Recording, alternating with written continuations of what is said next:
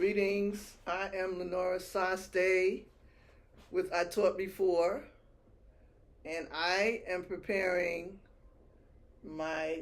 I would be if this was me teaching, I would be preparing my class for Pumpkin Day, and there's a lot of math involved in that. I have the pumpkins around, and I also have a few bags of M&Ms on the table, so I can put one bag for each group of kids. Usually the kids sit in groups of 4. And I would ask them, what's in the bag? What's in the bag of M&Ms? That's the activity. It's called What's in the Bag. And of course, they're going to say M&Ms. And my question is, well, how many?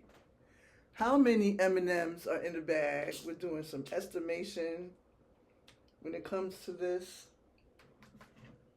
What's in the bag? How many M&Ms do you think? And the kids would call out numbers. And I would ask them to also write in their notebooks how many M&Ms they thought were in the bag. And what are the colors?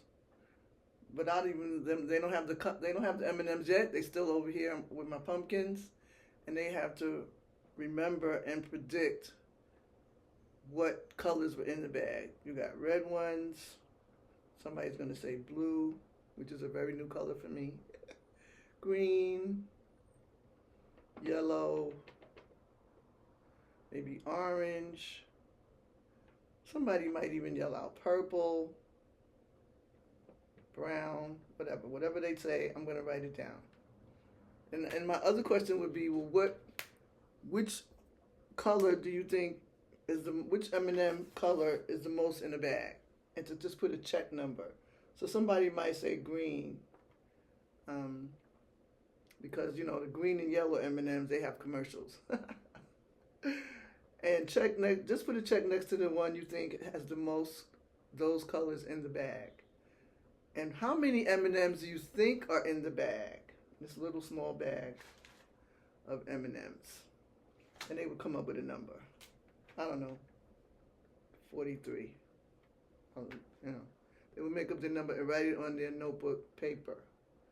And then I would give them the opportunity, of course, after everyone has washed their hands, because afterwards they get to eat them.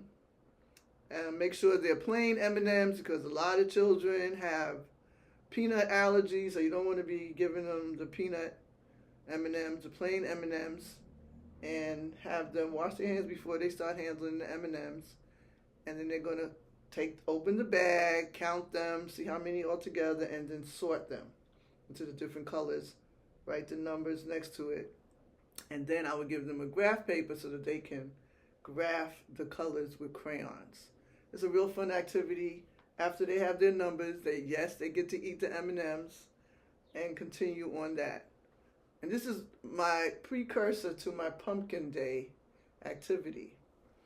And my Pumpkin Day activity is similar because I asked them, well, what's inside of a pumpkin?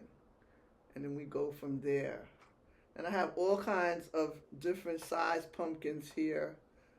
Somebody usually brings a gigantic one.